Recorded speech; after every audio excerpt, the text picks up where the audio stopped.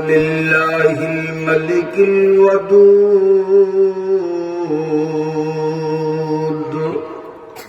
مالك الملك موسع للعطاء الممدود لا عدد عاد لعطائه ولا أحد حاد لآلائه وهو أعلى أولاد آدم وحواء وأوحى إلى رسوله ما أوحى اللهم صل وسلم دائما على رسولك المكرم الأكرم صعيد السماء وعلى آله الصلحاء السعداء اللهم صل على محمد وعلى آل محمد كما صليت على إبراهيم وعلى آل إبراهيم إنك حميد مجيد اللهم بارك على محمد وعلى آل محمد كما باركت على إبراهيم وعلى آل إبراهيم إنك حميد مجيد أما بعد فأعوذ بالله من الشيطان الرجيم بسم الله الرحمن الرحيم والعصر إن الإنسان لفي خسر إلا الذين آمنوا وعملوا الصالحات وتواصوا بالحق وتواصوا بالصبر صدق الله مولانا العظيم লালমোহন থানাধীন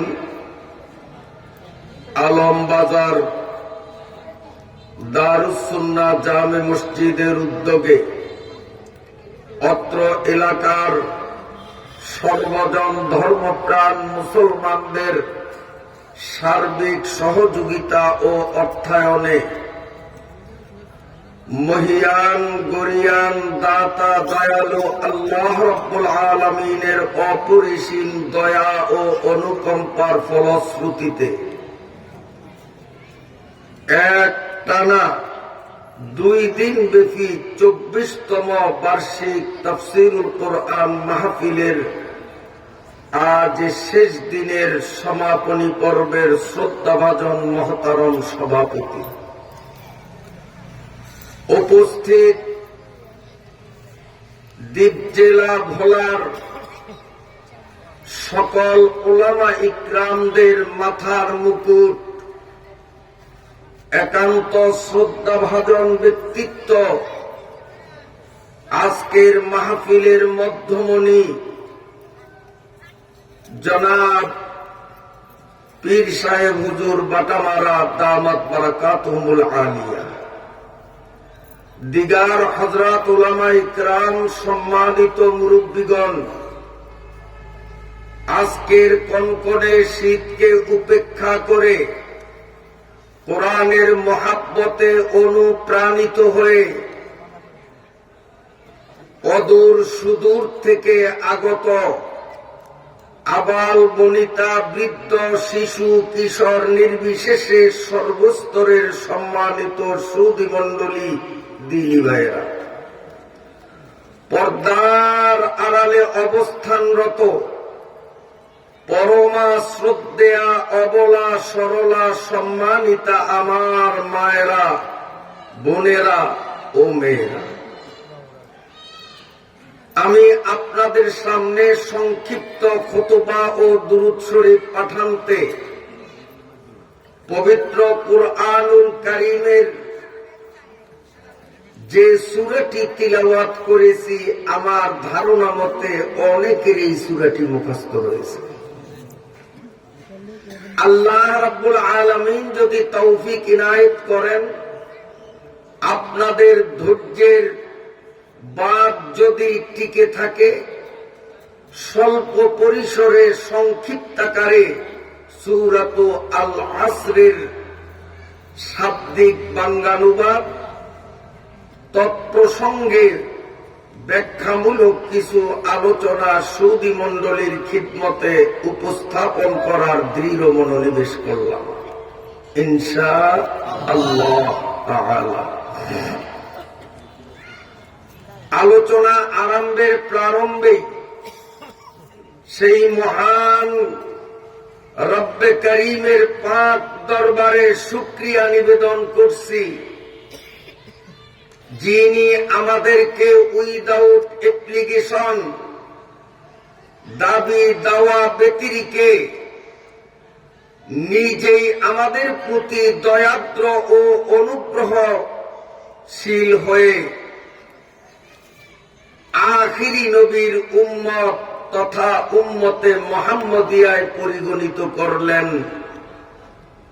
স্বচ্ছ মনে অকপট অন্তরে আল্লাহ রাব্বুল আলামিনকে শুকরিয়া জ্ঞাপনার্থে সমস্বরে সকলে আন্তরিকভাবে বলবো কালিমাতু শুকুর আলহামদুলিল্লাহ। মুহতারাম হাজিরিন, আল্লাহ রাব্বুল আলামিন হযরতে আদম আলাইহিস সালাম থেকে নিয়ে কাল ক্রমে যুগ যুগান্তরে অসংখ্য নবী রাসূলদেরকে এই ধরাধামে প্রেরণ করেছেন। সমস্ত নবীদের সকল উম্মতের মর্যাদা আর সম্মানকে যদি এক পাশে রাখা হয়, অন্যদিকে আখিরি নবীর একজন উম্মতের মর্যাদা রাখা হয়, সকল নবীদের সকল উম্মতের মর্যাদার চেয়ে আখিরি নবীর একজন উম্মতের মর্যাদা আল্লাহর কাছে অনেক বেশি। আদমি দাদাই বাজব মুসলমান করদাই, আদমি দাদাই বাজব মুসলমান করদাই, ऐ खुदा कुर्बा शवम एहसा बर एहसा करदाई। আল্লাহ রাব্বুল আলামিন যে আমাদেরকে আখিরি নবীর উম্মতে পরিগণিত করলেন, এত বড় নিয়ামত দ্বারা আমাদের ভূষিত করলেন, কিয়ামত পর্যন্ত হায়াত পেয়ে কিয়ামত পর্যন্ত সিজদায় ভুলুণ্ঠিত হয়ে থাকলেও এই নিয়ামতের শুকরিয়া আদায় সম্ভব না। এই উম্মত কত দামি তার সংক্ষিপ্ত একটু পর্যালোচনা আপনাদের সামনে উপস্থাপন করে তিলাওয়াতকৃত সূরা আল আসরের বিষয়ভিত্তিক আলোচনায় যাব ইনশাআল্লাহ। প্রশ্ন হয় আপনাদের, এই উম্মত কত বড় দামি? এর আগে একটা জিনিস আমরা বুঝতে পারি, যে যত দামি তার কাজ কম, বেতন বেশি। যেমন একজন ইঞ্জিনিয়ার আর একজন কামলা বদলা, বলেন তো দামি কে?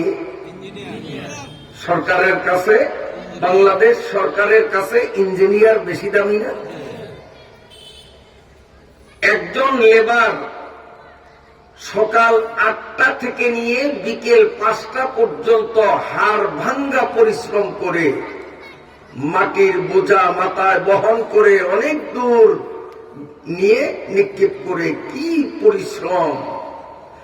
আর ইঞ্জিনিয়ার সাহেব অফিস থেকে মফস্বলে এসে হয়তো 5-7 সর্বোচ্চ 10 মিনিট থাকেন, তাও তার জন্য থাকে চেয়ারের ব্যবস্থাপনা, তার মাথার উপরে থাকে ছাতি ধরা, সময়ও ব্যয় করলেন 5 থেকে 10 মিনিট। আপনারা বলেন তো, বেতন লেবারের বেশি না ইঞ্জিনিয়ারের বেশি? কেন ইঞ্জিনিয়ারের কাজ কম, বেতন কেন বেশি?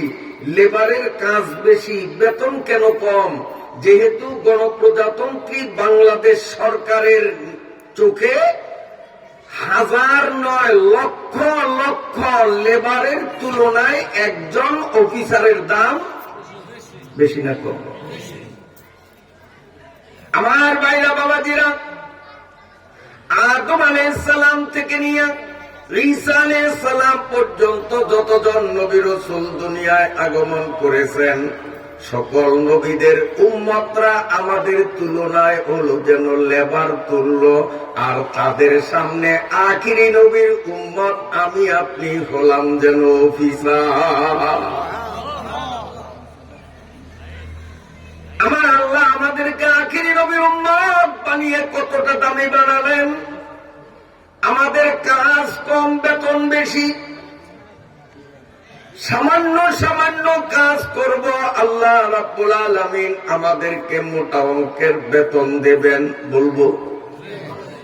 একটু শুনেন, তিরমিজি শরীফের হাদিস, রাসূলুল্লাহ সাল্লাল্লাহু আলাইহি ওয়াসাল্লাম ইরশাদ করেন, আখিরি জমানায় পৃথিবীতে যখন কোন নবী রাসূল থাকবে না, নবীদের অবর্তমান সময়ে আমার সাধারণ উম্মতরা যদি কোন হক্কানি আলেমের মজলিসে গিয়ে মহাব্বতের দৃষ্টিতে আলেমের চেহারার দিকে নজর করে মাত্র 1 মিনিট নজর করলো, আল্লাহ রাব্বুল আলামিন এই 1 মিনিটের বিনিময়ে তার আমলনামার মধ্যে পূর্ণ 1 বৎসরের নামাজ রোজার সওয়াব দিয়ে দেন।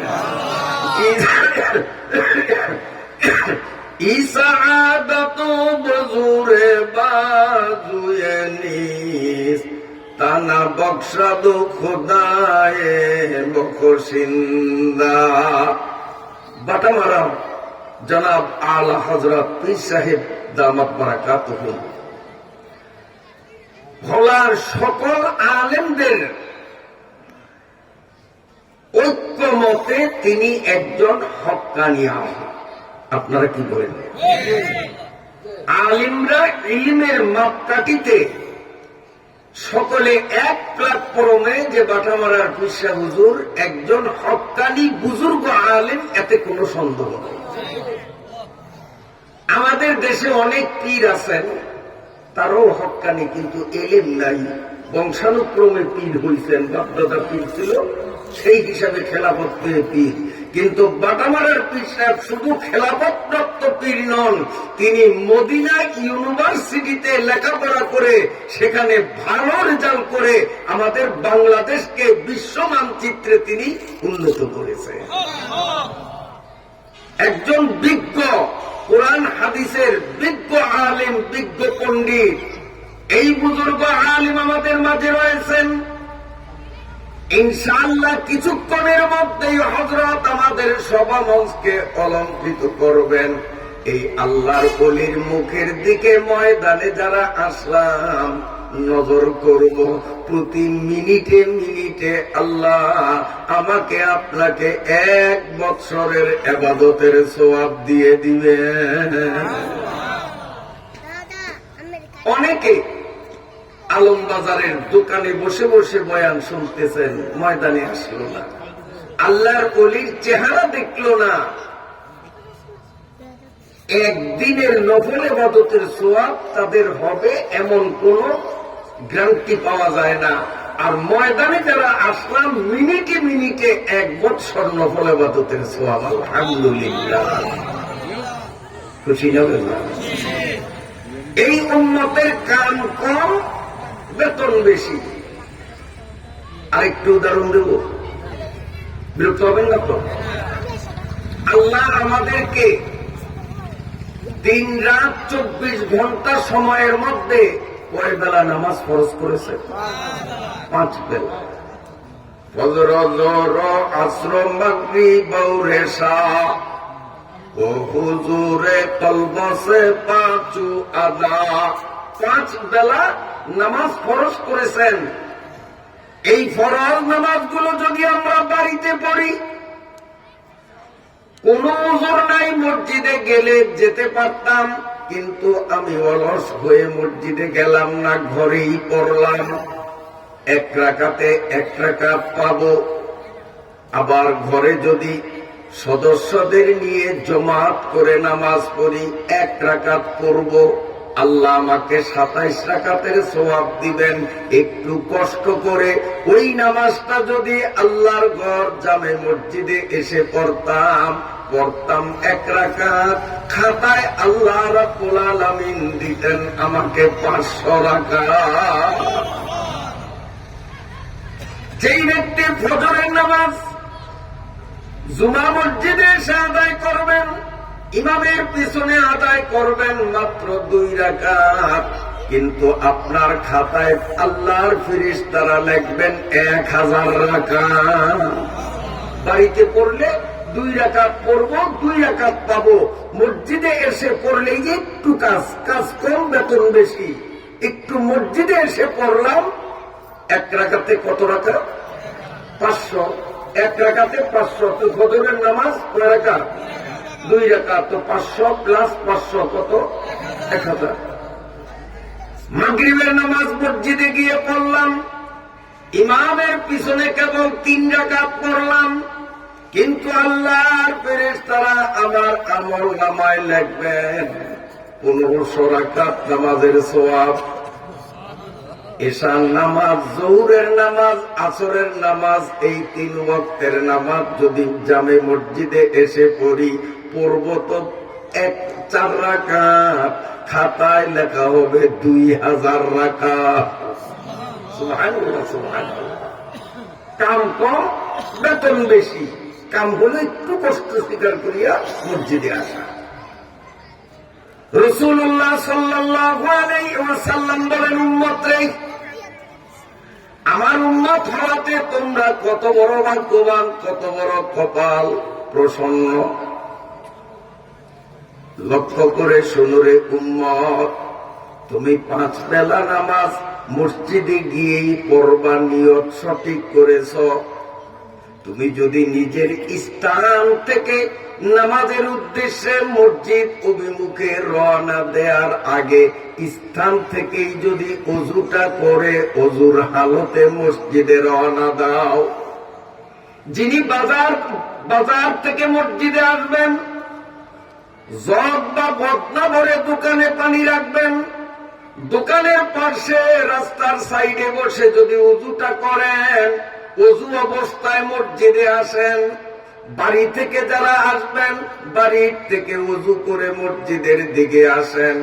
স্কুলের মাস্টার ছাত্র স্কুল থেকে যখন মসজিদে যাবে, এরা স্কুল প্রাঙ্গণে বসে ওযু করে যদি মসজিদের দিকে রওনা দেয়, আল্লাহ পাকের পয়গম্বর বলেন, এই যে একটু ছোট্ট কাম, যেখান থেকে নামাজে রওনা দিল, ওই জায়গা থেকে ওযু করলো, এই ক্ষুদ্র কামটা দেখিয়া আল্লাহ রাব্বুল আলামিন আমার ওই উম্মতের আমলনামায় একটা কবুল হজের সওয়াব দিয়ে দেয়। দেখেন, আপনি বাড়ির থেকে বিনা উযুতে আসলেন, মসজিদের ট্যাপে বসে উযু করলেন, উযু পাইলেন, নামাজও পাইলেন, হজ পাইলেন না। এই উযুটা যদি বাড়ির থেকে, দোকানদার দোকান থেকে, অফিসার অফিস থেকে, স্কুলওয়ালা স্কুল থেকে ওযু করে মসজিদে যেতেন, একটা কবুল হজের সওয়াব হতো। কাম কম, বেতন বেশি, বিরক্ত হবে। আমার ভাইরা বাবাজিরা, এই উম্মত কত বড় দামি, ছোট্ট ছোট্ট কাজে তাদের জন্য কত বিরাট লাভ, কত বিরাট লাভ। আমার আল্লাহ উম্মতে মুহাম্মদিয়াকে তার সম্মান বজায় রেখে প্রদান করেন। আর একটু বলতে চাই, বলবো, খুব খেয়াল করে শোনেন বন্ধুরা আমার। ওযু যখন করতে বসবেন, আল্লাহ পাকের পয়গম্বর বিশিষ্ট সাহাবী হযরত আবু হুরায়রাকে ডেকে বলেন, আবু হুরায়রা, তুমি যখন ওযু করতে বসবে, ওযুর পানি হাতে লাগাবার আগে তুমি যদি তোমার জিহ্বা আর ওষ্ঠদ্বয় সঞ্চালন করে একবার ছোট্ট একটা দোয়া পড়তে পারো, ছোট্ট দোয়াটা আগে পড়বা, তারপরে তুমি ওযু করবা। এই ছোট্ট দোয়াটা পড়লে আল্লাহ রাব্বুল আলামিন তোমার দুই কাঁধের ফেরেশতাদেরকে বাধ্যতামূলক হুকুম করে দেন, ওযু না ভাঙ্গা পর্যন্ত আমলনামায় সওয়াব লেখার জন্য। ছোট্ট একটা দোয়া, এই দোয়াটা ওযু শুরু করার আগে আমি বা আপনি যদি পড়ি, এই উযু 2 ঘন্টা, 3 ঘন্টা, 4 ঘন্টা, 5 ঘন্টা যতক্ষণ উযুটা ধরে রাখতে পারবো, ততক্ষণ পর্যন্ত উইদাউট পে, কোনো বেতন দেওয়া লাগবে না। বিনা বেতনে আমার উভয় কাঁধের ফেরেশতা আমার চাকরি করবে। তাদের ডিউটি হলো অনাব্রত আমার আমলনামায় সওয়াব লেখা। লক্ষ লক্ষ সওয়াব জমা হয়ে যাবে যদি ওযুর আগে দোয়াটা পড়ি। হয়তো অনেকে ভাবতে পারেন, হুজুর বুঝছি, যেই দোয়াটা ওযুর আগে পড়লে লক্ষ লক্ষ সওয়াব মাগনা পাওয়া যায়, এইটা তো হুজুররা ছাড়া আমরা কি আর পারবো? অনেকের হয়তো মনে দুর্বলতা আসতে পারে। বলবো দোয়াটা, দেখি আপনারা পারবেন কিনা। আপনারা এবার বিবেচনা করবেন। বিসমিল্লাহ বলেন, আলহামদুলিল্লাহ, দোয়া শুধু একটু, আবার বিসমিল্লাহ, আলহামদুলিল্লাহ। পারবেন? খালি হুজুররা পারবে, আপনারা তো পারবেন না। দেখি পারেন কিনা বলেন তো। মাশাআল্লাহ, আমার চেয়ে যদি ভালো পারে, খালি খালি না আমার দাওয়াত দিছে, এই সবকে আমার থেকে ভালো পারে। আমার আমার শুনান। আবার বলছি, আমার পয়গম্বর বলেন, মুসলমান নারী পুরুষ, আলেম পাবলিক, ব্যবসায়ী, জেলে, চাষি, যে কোনো উম্মত ওযুর আগে যদি একবার বিসমিল্লাহ আলহামদুলিল্লাহ বলে তারপরে ওযু করে, তার এই ওযুটা না ভাঙ্গা পর্যন্ত উভয় কাঁধের ফেরেশতা আমলনামায় সওয়াব লিখতে থাকে।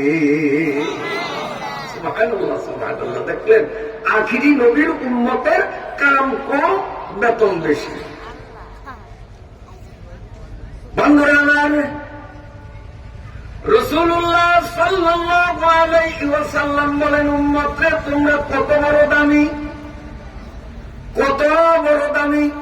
ও উম্মত, শবে বরাত যখন আসবে, শবে বরাতকে কেন্দ্র করে যেই রাত্রে তোমরা শবে বরাত উদযাপন করবে, তার আগে 2 দিন রোজা রাখলা, রাত্রে ইবাদত বন্দেগী করিয়া পরের দিনে আরেকটা রোজা, 3টা রোজা যারা রাখবে, আল্লাহ পাকের নবী বলেন, হাসরের ময়দান থেকে ওই ব্যক্তিকে জান্নাতের গেইটে পৌঁছার জন্য আল্লাহ রাব্বুল আলামিন একটা তরুতাজা হৃষ্ট পুষ্ট উট ব্যবস্থা করে দিবে।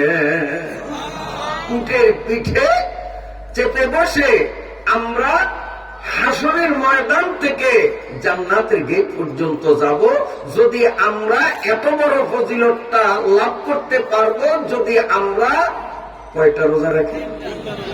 3টা রোজা। শবে বরাতের রোজা হলো একটা, যেই রাত্রে ইবাদত করব তার পরের দিন রোজা, এটা হলো শবে বরাতের রোজা। এই রাতের আগে যদি আরো 2টা রোজা, রাতের পরের দিনে আর একটা রোজা, সর্বমোট 3টা রোজা রাখলো, এক গুলিতে 2 শিকার হয়ে গেল। বন্ধুরা আমার, শবে বরাতের রোজাও হয়ে গেল, আইয়ামে বীজের রোজাও হয়ে গেল।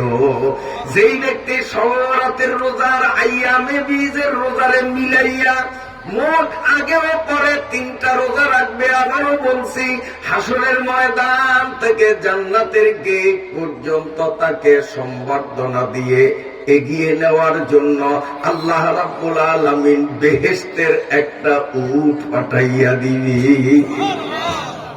নিয়োগ করতে পারি আমরা? নিয়োগ করতে পারি? এখন তো রোজা রাখা সহজ, কারণ দিন ছোট, দিন এখনো বড় হয় নাই। ঠিক আছে আমার ভাইরা বাবাজিরা,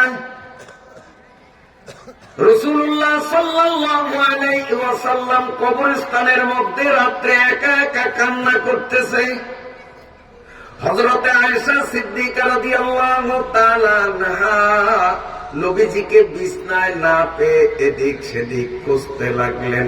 খুঁজতে খুঁজতে দেখলেন নবীজি কবরস্থানে 2 চোখের পানি ছেড়ে ছেড়ে কাঁদতেছে। হযরতে আয়েশা নবীজির পাশে দাঁড়িয়ে বললেন, ইয়া রাসূলুল্লাহ, আমি ভেবেছিলাম আমার পার্শ্ব থেকে উঠে হয়তো আমার কোন সতীনের বিছনায় গেলেন কিনা। আমি আপনার উপরে কুধারণা পোষণ করে আপনারে খুঁজতে খুঁজতে এতটুকু আসলাম। এসে দেখি আপনি 2 চোখের পানি বিসর্জন দিয়ে আপনি আবেগ আপ্লুত কণ্ঠে গুনগুন করে কাঁদতেছেন। ব্যাপারটা কি নবী? আল্লাহ পাকের নবী বললেন, ও প্রিয়তমা স্ত্রী আয়েশা রে, তুমি কি জানো এই রাত্রিটা হলো শবে বরাত?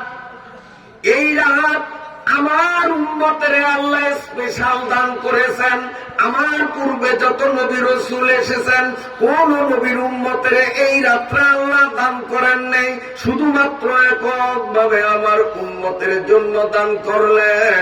নবী বলেন, আরব বিশ্বের মধ্যে বনি কালাব গোত্র, এরা ছাগল পোষে, হাজার হাজার ছাগল এক একজনের ফার্মে।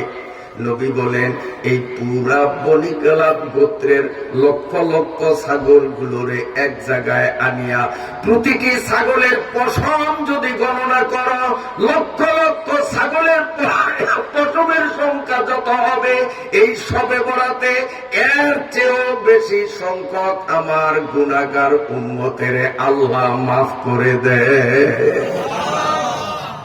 গুনাহ মাফের জন্য একটা স্পেশাল সুযোগ এই আখিরি নবীর উম্মত আমাকে আপনাকে দিয়েছেন, সামনে আসতেছে ইনশাআল্লাহ। আমরা কাজে লাগাবো তো? রাজি আছি? নিয়োগ করা যায়?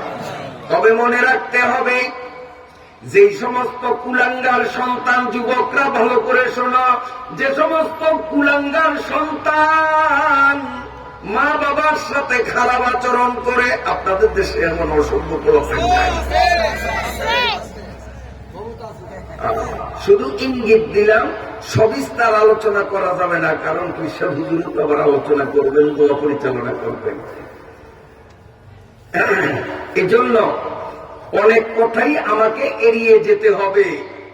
জ্ঞানীর জন্য ইঙ্গিত যথেষ্ট। যুবকরা কান খুলে শোনো, যেই সমস্ত যুবক যুবতীরা তার ক্রিয়াকর্মে, আচার আচরণে মা বাবার মনে দুঃখ দেয়, এই নাফরমান সন্তানগুলো সারা রাত শবে বরাতে যত ইবাদত করুক, কান্নাকাটি করুক, এই নাফরমানদের কপালে শবে বরাত নাই, কিচ্ছু পাবে না। সারা রাত দোয়া করলো, কোরআন পড়লো, নামাজ পড়লো, রেজাল্ট শূন্য। যদি শবে বরাতের মাহাত্ম্য, তার ফজিলত লাভ করতে চাও বাবা, শবে বরাত আসার আগে এখনই মা বাবার সাথে পরিষ্কার হয়ে যাও। ঠিক আছে? 2 নম্বর, যে সমস্ত মানুষ নিজের পরিধেয় বস্ত্র, লুঙ্গি, পাজামা, ফুল প্যান্ট, লুঙ্গি, পাজামা, ফুল প্যান্ট এই পরিধেয় বস্ত্র যদি পায়ের টাকনুগিরার নিচে ঝুলিয়ে পড়ে, আপনাকে লালমোহনে মনে হয় এমন আছে, তাই একটু বলা লাগে না?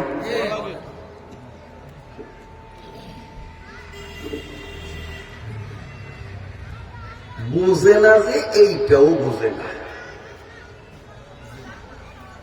বুঝে না এই কথাটাও বুঝে না। কেমন 1200 টাকার লুঙ্গি, লালমোহন বাজারের সেটা লুঙ্গি কিনছে, এই লুঙ্গি কইরা আলম বাজার ঝাড়ু দেয়, মাস গেলে কয় টাকা বেতন পায়? তো বিনা বেতনে বাজার ঝাড়ু দিল, সুইপারের কাজ করলো, এ আবার কেমন নেতা, এ কেমন ভদ্র? ও তো ডবল অসভ্য, অভদ্র।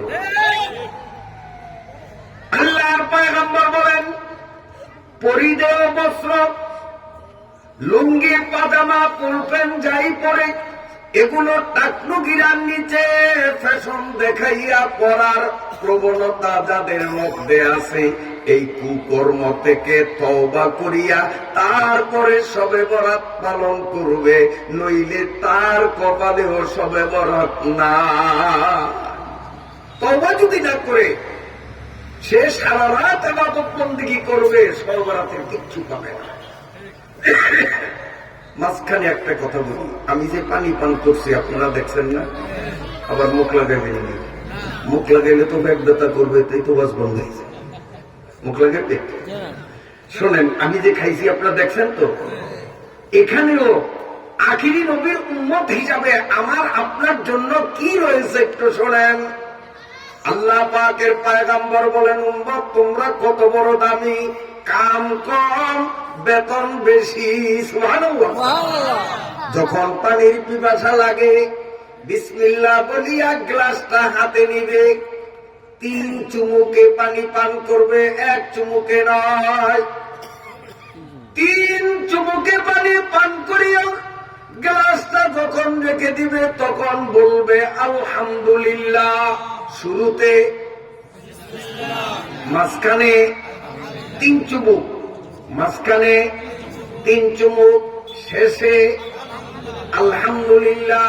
আমার নবী বলেন, এতটুকুন কাজ যদি আমার কোন উম্মত, চাই সে হুজুর হোক বা মুজুর হোক, চাই সে যুবক হোক, মুরব্বী হোক, নারী বা পুরুষ হোক, আমার যে উম্মত এই নিয়মে 1 গ্লাস পানি পান করবে, গ্লাস হাতে নেওয়ার সময় বিসমিল্লাহ, মাঝখানে 3 চুমুকে পানি পান, গ্লাস রেখে দেওয়ার সময় আলহামদুলিল্লাহ।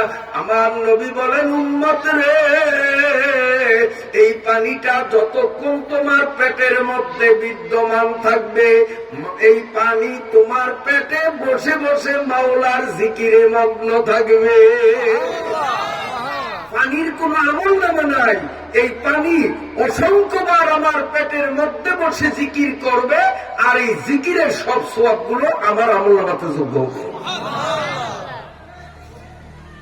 आदमी दाई बाजम मुसलमा कर दई ऐ खुदा कुर्बा शवम ऐसा बरसा कर दई। দেখলেন এই উম্মতের কি দাম, কাম কম বেতন বেশি। এই যে 1 গ্লাস পানি এই নিয়মে খাবো, মনে হয় 2 ঘন্টা লাগবে, আধা ঘন্টা তো লাগবে, সময় লাগবে না, কষ্ট হবে না, পয়সা খরচ হবে না, মাঝখানে কোটি কোটি নেকির ব্যবস্থা হয়ে গেল। কত লাভ, কত লাভ, কত লাভ। এ পর্দার আড়ালের মায়েরা, এবার আপনাদের উদ্দেশ্যে আমি বলবো, আপনারা আখিরি নবীর নারী উম্মত, ঠিক আছে নি? আপনাদেরও আল্লাহ কত বড় পজিশন দিয়েছেন, কান খুলে শুনুন। হাদিস শরীফের মধ্যে বর্ণিত আছে, মহিলারা প্রতি মাসে সর্বনিম্ন 3 দিন, সর্বোচ্চ 10 দিন একটা বিশেষ মেইলি রোগে আক্রান্ত হয়। বাচ্চারা আছে, আর ভাঙতে পারলাম না, আপনারা বুঝছেন তো মুরব্বীরা, আর ভাঙা যাবে না। প্রাপ্তবয়স্কা নারীরা প্রতি মাসে সর্বনিম্ন 3 দিন, সর্বোচ্চ 10 দিন একটা বিশেষ মেয়েলি রোগে আক্রান্ত হয়। যতদিন তাদের রোগ অব্যাহত থাকে ততদিন অপবিত্রতা জনিত কারণে নামাজ পড়তে পারবে না, রোজা রাখতে পারবে না। এই মাসআলাটা মহিলাদের জানা আছে। ওই পিরিয়ড চলাকালীন তারা নামাজও পড়ে না, রোজাও রাখে না, ঠিক আছে নি? কিন্তু আমার মায়েরা, হাদিস শরীফের মধ্যে বর্ণিত এই পিরিয়ড কালীন তুমি নামাজ পড়তে পারবে না। কিন্তু যদি প্রতি বেলা নামাজের ওয়াক্ত যখন হয়, তুমি তোমার পরনের নোংরা কাপড়টা পাল্টাইয়া একটা পরিচ্ছন্ন কাপড় পরো, সুন্দর করে তুমি ওযু করো, এরপরে যায় নামাজ অথবা মুসাল্লা পবিত্র কোনো কিছু বিছাইয়া পশ্চিম দিকে মুখ করিয়া নামাজে আত্তাহিয়াতুতে যেভাবে বসো ঠিক ওই নিয়মে বসবা।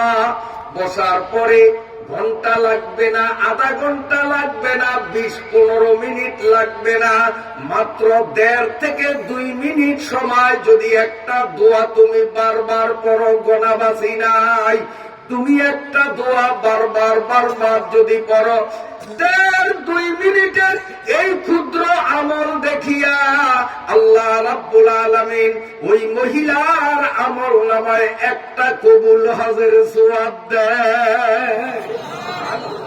শুধু তাই নয়, একটা কবুল হজের সওয়াব, সেই সাথে একটা কবুল উমরার সওয়াব। এতেই শেষ নয়, তার আমল নামায় এই 1.5 মিনিটের পরিশ্রমে 1000 রাকাত নামাজের সওয়াব দেয়। তো আল্লাহ মহিলাদেরকে মহিলা বানাইয়া ঠগাইলেন না, জিতাইলেন? কারণ এই ব্যায়াম তো আমাদের হয় না। এই সস্তা হজ, সস্তা উমরা আর সস্তা 1000 রাকাত নামাজ আমিও কামাই করতে পারি নাই, আগামীতেও পারবো না, আপনারাও পারবেন না, পারবে ওনারা। তা আল্লাহ ওনাদেরকে নারী বানাইয়া ঠগাইলেন না, জিতাইলেন? কাজী মাগো, সমান অধিকার দাবি করলে ঠকবা, তাইলে আমরাও যেমন বঞ্চিত তোমরাও বঞ্চিত হবা যদি আল্লাহ বেরামদারে মুকুব করিয়া দেয়, ঠিক না? এখন দোয়াটা কি এটা বলবো? কারণ বাড়িতে গেলে ধরবে যে হুজুরে তো খালি ফজিলত কইছে, দোয়া কয় নাই, দোয়াটা শিখে আসেন নাই, কা ধরবে না? আমার সাথে বলেন সুবহানাকা, সবাই সুবহানাকা আস্তাগফিরুল্লাহাল্লাযী লা ইলাহা ইল্লা হুয়াল হাইয়ুল কাইয়্যুম ওয়া আতুবু ইলাইহি। না, এই পর্যন্ত আস্তাগফিরুল্লাহ সবার মুখস্থ আছে না? নারী পুরুষ সবার মুখস্থ আছে। বেশ কম হইলেও আস্তাগফিরুল্লাহর আগে একটা শব্দ বাড়াইতে হবে, কি? সুবহানাকা। মায়েরা ভালো করে শুনুন, আমি আবার পড়ছি, সুবহানাকা আস্তাগফিরুল্লাহাল্লাযী লা ইলাহা ইল্লা হুয়াল হাইয়ুল কাইয়্যুম ওয়া আতুবু ইলাইহি। মাগো, এই দোয়াটা আপনি 1.5 থেকে 2 মিনিট বসিয়া পড়বেন, তারপরে আপনার সংসারিক কাজে মগ্ন হবেন। আল্লাহ রাব্বুল আলামিন এই সামান্য কাজের কারণে এই উম্মতে মুহাম্মাদিয়া নারীকে একটা কবুল হজের সওয়াব, সেই সাথে একটা কবুল উমরার সওয়াব, সেই সাথে 1000 রাকাত নামাজের সওয়াব আমল নামায় দিয়া দেয়। ইসাদতু বজুরে বাজুয়ে নিস, তানা মকসদ খোদায়ে বখশিন। আল্লাহ যদি তৌফিক দেন তাহলে এই লালমোহনের নারীরা এখন থেকে তারা সস্তা সওয়াব কামাইতে পারবে, ঠিক আছে? এখন মহিলারা বাড়িতে বসে কি বলে জানেন? যে 24 বছর মাহফিলের বয়স, এই হুজুরে আরো 24 বছর আগে আনলো নাকা, এই কথাটি আরো 24 বছর আগে শুনলে কত নেকি কামাই করতে পারতাম। মহিলারা আফসোসের গোটা খাইবে না এখন। আল্লাহ আল্লাহ, আপনাদের কষ্ট হয় মনে হয়। আমি কোন সূরা পড়ছি মনে আছে? সূরায়ে আল আসর। সূরা আল আসরের পুরা তাফসীর করার মতো সময় ঘড়ি দেখছি নাই। তারপরেও যেই বিষয়টা আলোচনায় আনলাম এটারে আরেকটু যদি ক্লিয়ার করি, অনুমতি আসেনি। এরপরে সূরা আসর পড়ছি যখন, তাফসীর না হলেও মোটামুটি অনুবাদ আর প্রাসঙ্গিক একেবারে ছোট্ট করে কিছু কথা বলবো, কারণ পিসা হুজুর মুরব্বী মানুষ কষ্ট করে। আমি হুজুরের সাথে বেয়াদবি করতে রাজি না। বন্ধুরা আমার, এই উম্মত আল্লাহ পাকের কাছে ইঞ্জিনিয়ার তুল্য, এদের কাজ কম, বেতন বেশি। এটা বুঝাইতে গিয়ে শবে বরাতের কথা বলেছিলাম, মনে আসেনি? শবে বরাত কপালে নাই মা বাবার অবাধ্য সন্তানের, শবে বরাত কপালে নাই টাকনুগিরার নিচে যারা কাপড় পরে। মনে আছে তো? দুইটা বলছি। 3 নম্বর, ওই সমস্ত যুবক বাবারা কান খুলিয়া শোনো, তারা গাঁজা, আফিম, ইয়াবা, বাবা, ডাইল আরো কত কিছু খাওয়াতে যারা অভ্যস্ত। মুরব্বীরাতে আল্লাহ রেডি কি করে? একে নুন দিয়া খায় না মরিচ দিয়া খায়? আপনাকে বোঝার দরকার নাই, বুঝেন না ভালাই আছে। যাগো বোঝান দরকার, তারা কিন্তু বুঝছে। মদ, গাঁজা, আফিম, ডাইল, বাবা, ইয়াবা এই জাতীয় নেশাজাত দ্রব্য পানে যে অভ্যস্ত, শবে বরাত আসার আগেই যদি তার এই নেশাজাত দ্রব্য পান থেকে 100% তওবা না করে, এই কপাল পরা শবে বরাতে সারা রাত বিনিদ্রভাবে ইবাদত করবে, রেজাল্ট শূন্য, তার কপালে শবে বরাত না। এই জন্য যুবক বাবা, তোমাদের বিনয়ের সাথে আমি বলবো, যদি এই গর্হিত অভ্যাস কারোর মধ্যে বিদ্যমান থেকে থাকে, আজকেই শতভাগ ক্লিয়ার হতে হবে না যে সুয়ার পান করলে আমার কপাল থেকে শবে বরাত মুছে যায়, ওই সুয়ার আমার পবিত্র মুখে আর জীবনে উঠাবো না। রাজি আছনি যুবকরা? আল্লাহ তোমাদের কবুল করে না। আমি এই শবে বরাত ওই কুলাঙ্গারদের কপালে নাই, যেই কুলাঙ্গার নারী বা পুরুষ পরকীয়া প্রেমে জড়াইয়া নিজের যৌন ক্ষুধা অন্যায় প্রক্রিয়ায় চরিতার্থ করে। এই কপাল পরাহীন মন্না নারী বা পুরুষগুলো তার এই গর্হিত কাজ থেকে শবে বরাত আসার আগে যদি তওবা না করে, তার কপালেও শবে বরাত না। এরপরে শবে বরাত পাবে না ওই ব্যক্তি, নারী বা পুরুষ, যার মধ্যে হিংসা প্রবণতা আছে। হিংসা বোঝেন তো? হিংসা বোঝেন? হিংসা যে করে, এই হিংসু, তার হিংসা থেকে তওবা আগে করতে হবে, তাহলে শবে বরাত তার কপালে জুটবে। নইলে হিংসু সারা রাত 1 সেকেন্ড না ঘুমাইয়া ইবাদত করলো, রেজাল্ট শূন্য, কিচ্ছু পাবে না, কিচ্ছু পাবে না। আল্লাহ আমাদেরকে মানার মতো তৌফিক দান করে, আল্লাহ আমাদেরকে আমল করার তৌফিক দান করে। আমার সাজরাতে বলেন সুবহানাল্লাহিল আযীম ওয়া বিহামদিহি, সুবহানাল্লাহিল আযীম ওয়া বিহামদিহি, সুবহানাল্লাহিল আযীম ওয়া বিহামদিহি। এবার সবক শুনান, বলেন। ধরা খাইছে, অনেকে ধরা খাইছে, পড়িয়েন না, পড়িয়েন না। অনেকে ধরা খাইছে। আমি পড়াইছি কেমনে আবার খেয়াল করবেন। আমি পড়াইছি একরকম, সবক শুনাইলেন সুবহানাল্লাহি ওয়া বিহামদিহি সুবহানাল্লাহিল আযীম। আমি কি এরকম পড়াইছি? আমি তো সুবহানাল্লাহিল আযীম ওয়া বিহামদিহি এরকম পড়াই নাই। আমি পড়াইছি আমি এরকমই পড়াইছি সুবহানাল্লাহি ওয়া বিহামদিহি সুবহানাল্লাহিল আযীম, এরকম পড়াই নাই। সেটাও পড়াবো ইনশাআল্লাহ। আগে এখন যেটা পড়াই খেয়ালে পড়বেন, সুবহানাল্লাহিল আযীম ওয়া বিহামদিহি সুবহানাল্লাহিল আযীম ওয়া বিহামদিহি। এবার বলেন মাশাআল্লাহ, মাশাআল্লাহ। 100% আপনারা পাস করছেন।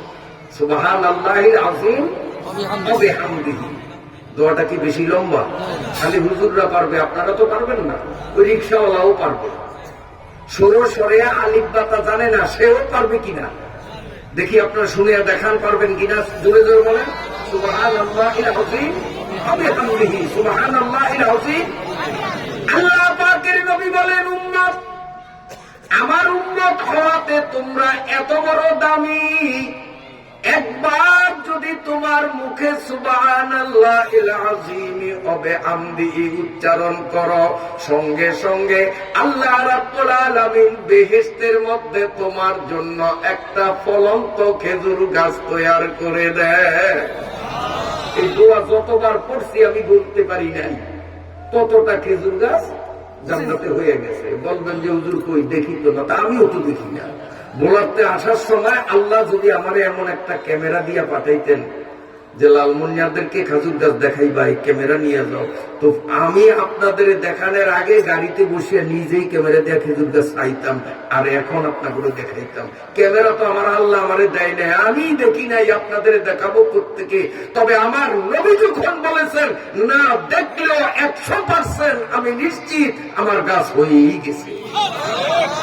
কারণ আমার নবী কখনো মিথ্যা কথা বলেননি। জীবনে মায়ের পেট থেকে আসার পর থেকে কবরে যাওয়া পর্যন্ত, এমনকি কবরে গিয়েও আমার নবী মৃত নন, তিনি কবরেও সশরীরে জীবিত, এখনো তিনি কথা বলেন।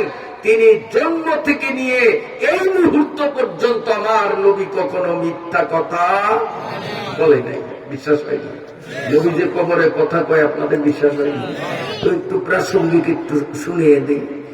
রাসূলুল্লাহ সাল্লাল্লাহু আলাইহি ওয়াসাল্লামকে ইন্তেকালের পরে যখন কবরে দাফন করা হবে, হযরত কাসাম ইবনে আব্বাস রাদিয়াল্লাহু তাআলা আনহু, নাম মনে রাখবেন, কি নাম?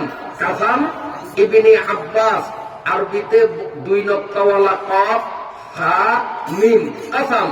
কাসাম ইবনে আব্বাস রাদিয়াল্লাহু তাআলা আনহু বলেন, নবীজির মাথাটা যেখানে থাকবে আমি কবরে সেই বরাবর ছিলাম, আমার হাতে নবীর শোয়াবো। কেউ মাঝখানে ছিল, কেউ পায়ের কাছে, আমি ছিলাম মাথার কাছে। হযরতে কাসাম বলেন, খাটের থেকে নবীজির লাশ মুবারক আমাদের হাতে দিল, আমরা কবরে দাঁড়িয়ে নবীজিকে হাতের উপর নিয়ে আস্তের ভাবে যখন কবরে শোয়াইয়া দিলাম, চার দিয়ে নবীকে ঢাকার আগে আমি 2 চোখ থেকে পানি ছেড়ে আবেগ প্রবণ হয়ে শেষ দেখা আমার নবীরে দেখতে লাগলাম। হযরতে কাসাম বলেন, আর তো জীবনে নবীরে দেখবো না। আমি নবীর প্রেমে আসক্ত হয়ে কাফনের কাপড়ের উপর থেকেই নবীজির দিকে তাকাইতেছিলাম।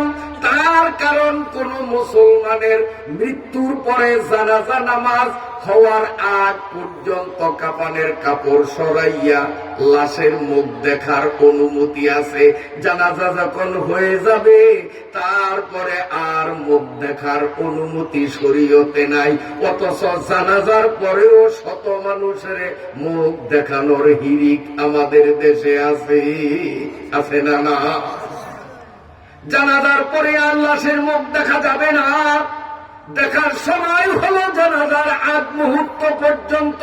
হযরতে কাসাম ইবনে আব্বাস বলেন, নবীজিরও যেহেতু জানাজা হয়ে গেছে, কাফনের কাপড় খুলে নবীজির বরকতময় চেহারা সরাসরি দেখতে পারলাম না। আমি কাফনের উপর থেকে দয়াল নবীর মুখ পানে দৃষ্টি দিয়েছিলাম, আর আমার আঁখি যুগল থেকে টপ টপ টপ টপ করে অশ্রু ধারা ঝরতেছিল। আমি হঠাৎ কানে গুনগুন শব্দ পেলাম, আমার চোখে দেখলাম নবী কি যেন বলতেছেন। নবী কথা বলার কারণে তার ঠোঁট যে নড়ে, ওই ঠোঁটের নড়ার প্রভাবে কাফনের কাপড়গুলো নড়তেছে। হযরত কাসম ইবনে আব্বাস রাদিয়াল্লাহু তাআলা চিৎকার দিয়ে বললেন, ও নবীর সাহাবীরা, জিন্দা মানুষটারে কেন তোমরা কবরে রাখলা? কি যেন তিনি বলতেছে। এই কথা বলে কাসম ইবনে আব্বাস নিজের কান যখন নবীজির কাফনের কাপড়ের উপর দিয়ে ঠোঁট বরাবর নিয়ে গেলেন, হযরতে কাসম দেখলেন আবার নবী কান্দে আর বলে, আল্লাহ তোমার ডাকে সাড়া দিয়া কবরে আসলাম, আমার উম্মত গুলোর কিয়ামত পর্যন্ত জলমের মতো ইয়তীম বানাইলাম, আমার উম্মত গুলোর কে দেখবো আল্লাহ? আমি তোমার ডাকে কবরে আসলাম বটে, এক মুহূর্ত কালের জন্য আমি উম্মতের ভুলতে পারি না। আমার নবী উম্মতের প্রতি কতটা মায়া ছিল, উম্মতের জন্য তিনি কেমন মায়ালু, কথায় কথা আসে না বলে পারছি না। উহুদ প্রান্তরে ইবনে কামিয়ামান নামক এক বেয়াদব বদমাশ প্রচন্ড এক পাথর নিয়ে আমার নবীকে হত্যা করার উদ্দেশ্যে, আমার নবীরে মেরে ফেলার জন্য ইবনে কামিয়া বড় একটা পাথর আমার নবীর নাক মুখ লক্ষ্য করে যখন মারল, সাথে সাথে আমার নবীর মুখ থেকে দুটি দাঁত ভেঙ্গে জমিনে পড়ে গেল। কর দিয়া জঙ্গে ওহুদ মে, কর দিয়া জঙ্গে ওহুদ মে মুস্তফা দান शहीद, ये शरीयत ये तरीक़त हमको मिलने के लिए। আল্লাহ নবীর মুখ থেকে দুটি কাঁচা দাঁত ভেঙে জমিনে পড়ে গেল, মুখ থেকে লাল রক্তের জোয়ার প্রবাহিত হইয়া গেল। আবার নবী কাত হয়ে পড়ে গেলেন, পা মুবারক উপরে, দয়াল নবীর মাথাটা পড়েছিল একটা গর্তের মধ্যে, মাথা ফেটে গেছে, মাথার থেকে রক্তের বন্যা, দয়াল নবীর মুখের দাঁতের ভাঙ্গা স্থান থেকেও লাল রক্তের জোয়ার। যুদ্ধ যখন থেমে গেল, শহীদদের দাফন করা হয়ে গেল, জীবিত সাহাবীদের নিয়ে উহুদ প্রান্তর থেকে মদিনায় প্রত্যাগমনের জন্য আল্লাহ রাসূল সাহাবীদের যখন সারিবদ্ধ করে দাঁড় করিয়ে দিলেন, হযরতে জিবরাইল ফেরেশতা নবীজির সামনে এসে ফুঁপিয়ে ফুঁপিয়ে কাঁদতেছিল। নবীজি বলেন, ও জিবরাইল, প্রতিদিন তুমি আমার কাছে হাস্যোজ্জ্বল মুখে প্রসন্ন চেহারায় আসো, আজ কেন তুমি কাঁদছো? জিবরাইল কান্দে আর বলে, নবী গো, আপনার মুখের বরকতময় দুটি ভাঙ্গা দাঁত অবহেলিত ভাবে জমিনে পতিত থাকবে। উট, গরু, ভেড়া, ছাগল, মানুষ, জীব জানোয়ার আপনার দাঁতের পারাবে, আপনার দাঁতের অসম্মান হবে, আমরা ফেরেশতারা মেনে নিতে পারি না। নবী গো, যদি আপনি অনুমতি দেন, আমি মাটি থেকে কুড়িয়ে আপনার ভাঙ্গা দন্তদ্বয় সংগ্রহ করে আল্লাহ পাকের আরশে আজিমের মধ্যে গচ্ছিত রাখবো।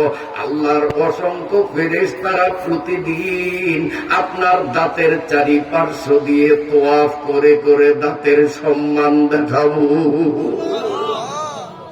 ইয়া রাসূলুল্লাহ, আপনার দাঁত জমিনে অবহেলিত করে থাকবে, এটি চলে না। জিবরাইলের কথা শুনিবা মাত্র আমার নবীর শরীরে স্পন্দন এসে গেছে, নবীজির সারা শরীর প্রকম্পিত হয়ে গেছে, আখি যুগল থেকে অশ্রুর জোয়ার বইতে আরম্ভ হয়ে গেল। নবীজি কান্দেন আর বলেন, জিবরাইল, আমার ভাঙ্গা দাঁত যদি আল্লাহর আরশে গচ্ছিত রাখো, অসংখ্য ফেরেশতারা আমার দাঁতের সম্মানে আমার দাঁতের চারিপাশে তোয়াফ করো, আমারে শান্ত করতে পারবা না, আমার মন খুশি হবে না, বরং আমি ওসিয়ত করে যাব, যেদিন আল্লাহর ডাকে সাড়া দিয়া আমার কিয়ামত পর্যন্ত আগত সংখ্যক উম্মত গুলোরে জন্মের মতো এতিম বানাইয়া 3.5 হাত কবরের মধ্যে লুকিয়ে যাব, আমার ভাঙ্গা দাঁত 2টা আমার কাপড়ের পেছের মধ্যে আমার বুকের উপর দিয়ে দিও, আমি কিয়ামত পর্যন্ত ভাঙ্গা দাঁত বুকে ধারণ করে মদিনার কবরে শুয়ে থাকবো। হাসরের ময়দানে আমার কোন গুনাহগার উম্মতের হাতের মধ্যে এনকাব লাগাইয়া জাহান্নামের ফেরেশতারা জাহান্নামের বিষধর সাপের দিকে, জাহান্নামের দুর্বিষহ লিলিহান অগ্নি শিখার দিকে আমার গুনাহগার উম্মতরে টানা হেঁচড়া করে নিতে দেখব। অমনি আমি আমার ভাঙ্গা দাঁত আমার 2 হাতের তালুতে দিয়া আমি আল্লাহর কাছে হাজিরা দিয়া বলবো, আল্লাহ, যে উম্মতের প্রেমে পড়ে আমি মুখের দাঁত হারিয়েছিলাম, আল্লাহ ওই ভাঙ্গা দাঁত আমার হাতের তালুতে বিদ্যমান, আমার ভাঙ্গা দাঁত দেখিয়া যদি তোমার কুদরতি দিলে মায়া উদ্রেক হয়, আমার দাঁতের উসিলায় আমার গুনাহগার উম্মতের মাফ করিয়া দাও। لو كان حبك صادقا لأطعته إن المحب لمن يحب مطيع تك جاؤ سنتے آمد تک جاؤ سنتے آمد تو جا মোহাম্মদ কাবা সবনিস বত্তুরা। আমার ভাইরা নবী উম্মতের জন্য কেমন পাগল ছিলেন, আরেকটা রিওয়ায়াত মনে পড়ছে, বলবো কিনা শোনেন। আল্লাহ পাকের পয়গম্বর রাসূল খোদা সাল্লাল্লাহু আলাইহি ওয়াসাল্লাম বিবি খাদিজার ঘর থেকে সামান্য কিছু খাবার গ্রহণ করে কলেমার দাওয়াত নিয়ে তিনি ঘর থেকে বের হয়ে গেলেন। 1 দিন 2 দিন 3 দিন 3 রাত গত হয়ে গেল, এখনো নবী গৃহে প্রত্যাবর্তন করে না। খাদিজার মনে অশান্তি, না জানি আবার দিনের নবীরে বেঈমানরা মেরে ফেললো নাকি। হযরতে খাদিজাতুল কুবরা ঘরের দরজায় দাঁড়িয়ে মরুভূমির প্রান্তরের দিকে নজর করেন, আমার স্বামী আসে কি।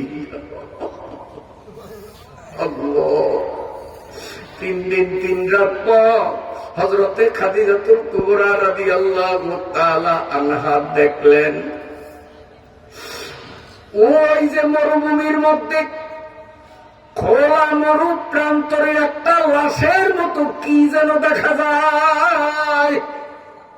হযরতে খাদিজা মনে মনে শিউর হইলেন, এই মরু প্রান্তরে এই লাশ দিনের নবী মুহাম্মদ সাল্লাল্লাহু আলাইহি ওয়াসাল্লামের লাশ ছাড়া বেঈমানরা মাইরা আমার নবীরে মরুভূমিতে ফেলাইছে। হযরতে খাদিজা নবীকে লাশ মনে করিয়া নবীকে আগাইয়া আনার জন্য তিনি শোয়ার থেকে উঠার চেষ্টা করে শতভাগ ব্যর্থ হয়ে গেলেন। 3 দিন পর্যন্ত না খাওয়ার কারণে খাদিজা মাজা কোমর সোজা করে দাঁড়াতে পারে না। এ মায়েরা, স্বামী সংসারে সদাই আনতে পারে নাই, 3 দিন 3 রাত অভুক্ত থাকার কারণে স্ত্রী মাটিতে লুটিয়ে পড়ে গেছে, মাজা সোজা করে দাঁড়াতে পারে না। তারপরেও স্বামীর জন্য পাগল, স্বামীর জন্য হায় উতা স্বামীরে আগাইয়া আনার পরিকল্পনা।